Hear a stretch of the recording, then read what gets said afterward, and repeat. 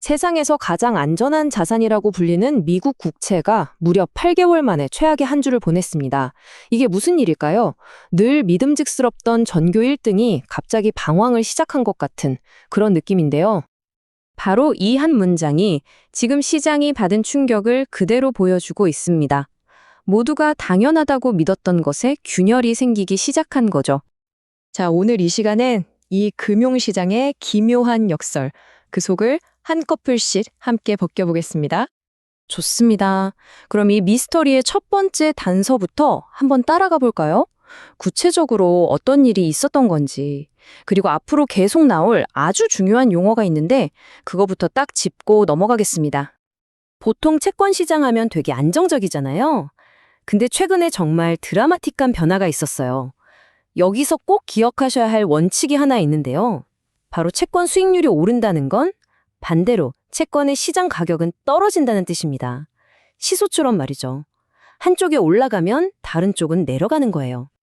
자, 여기서 BP라는 말이 나오는데 이게 베이시스 포인트의 줄임말이거든요. 금융 전문가들이 금리의 아주 작은 하지만 정말 중요한 변화를 이야기할 때 쓰는 단위라고 보시면 돼요. 숫자 자체는 작아 보이지만 이 거대한 채권 시장에서는요, 절대 무시할 수 없는 엄청난 움직임입니다. 바로 이 지점에서 이 모든 상황의 핵심적인 모순, 그러니까 역설이 등장합니다. 아니, 다들 다음 주에 연준이 금리 내릴 거라고 생각하는데 왜 채권 가격은 이렇게 폭락하는 걸까요?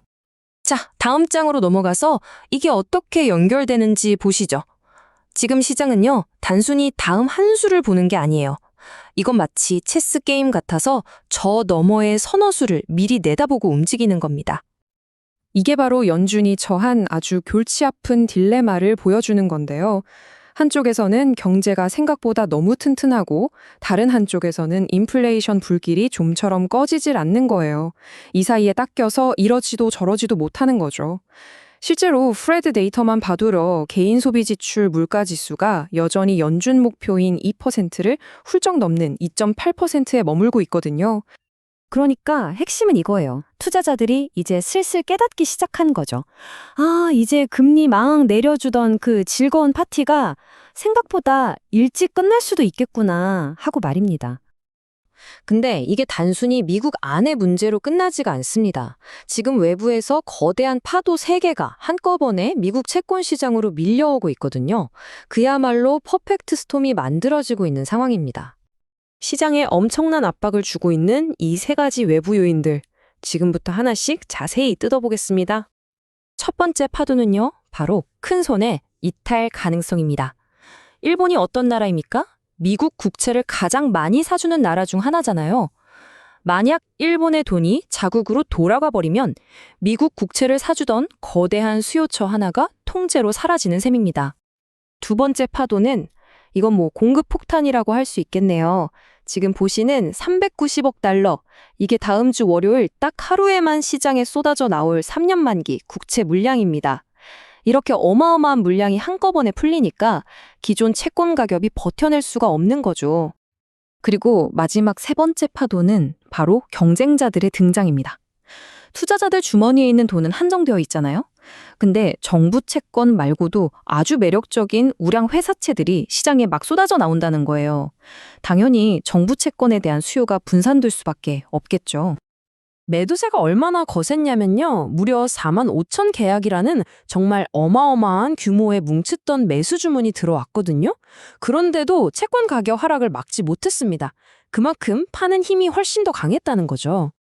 자, 이제 이 이야기의 어쩌면 최종 보스라고 할 수 있는 변수입니다. 모든 경제 데이터를 한순간에 무용지물로 만들어버릴 수 있는 바로 근본적인 불확실성에 대한 이야기죠. 시장이 제일 싫어하는 게 바로 불확실성이잖아요. 근데 그 불확실성의 근원지가 지금 연준 그 자체가 되고 있다는 게 문제입니다. 당장 파월 의장 임기도 내년이면 끝나는데 더 큰 문제는 행정부에서 연준의 지도부 구조 자체를 바꾸려는 듯한 움직임을 보이고 있다는 거예요. 특히 지역연은 총대 자격으로 장기 거주 같은 걸 내걸었는데 시장에서는 이걸 전문성보다 다른 걸 보겠다는 신호로 받아들이고 큰 충격을 받았습니다. 이 전문가의 말이 딱 그겁니다.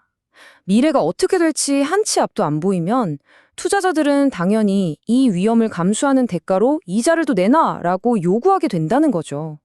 그게 바로 장기 채권 금리 상승으로 나타나는 거고요. 이런 혼란 속에서 시장 참여자들은 정말 필사적으로 어떤 신호를 찾고 있습니다. 그리고 다음 주에 그 단서를 어디서 찾아야 할지 다들 알고 있는 눈치입니다. 네, 모든 사람들의 시선이 12월 10일에 있을 FOMC 회의로 쏠리고 있습니다. 근데 사실 금리를 올릴지 내릴지 그 결정 자체보다 더 중요한 게 있어요. 시장은 회의가 끝나고 나올 점도표라는 이 그림에 훨씬 더 주목할 겁니다. 이게 뭐냐면 연준 위원들이 앞으로 금리가 어떻게 될 것 같은지 익명으로 점을 찍어서 보여주는 일종의 설문조사 같은 건데요. 연준의 속마음을 엿볼 수 있는 아주 중요한 창구죠. 시장은 이 점들이 어디에 찍혀 있는지를 분석해서 연준이 진짜로 앞으로 금리 인하를 몇 번이나 생각하고 있는지 그 비밀스러운 계획을 읽어내려고 할 겁니다. 자, 정리를 해보자면 이렇습니다. 미국 국채라는 그 절대적인 안전자산의 위상이 지금 흔들리고 있어요. 안에서는 뜨거운 고용과 끈질긴 인플레이션이 싸우고 있고, 밖에서는 일본 공급폭탄, 회사채라는 폭풍이 몰아치고 있죠. 거기에 연준 리더십을 둘러싼 정치적 안개까지 자욱하게 낀 정말 복잡한 상황입니다. 결국 이 모든 건 하나의 질문으로 귀결됩니다. 고용은 너무 좋은데 인플레이션은 안 잡히는 이 상황에서 과연 연준은 어떤 선택을 할까요? 일자리가 좀 망가지더라도 물가를 잡을 것인가? 아니면 물가 상승을 좀 감수하더라도 고용을 지킬 것인가? 어쩌면 여러분의 자산은 바로 이 선택에 달려 있을지도 모릅니다.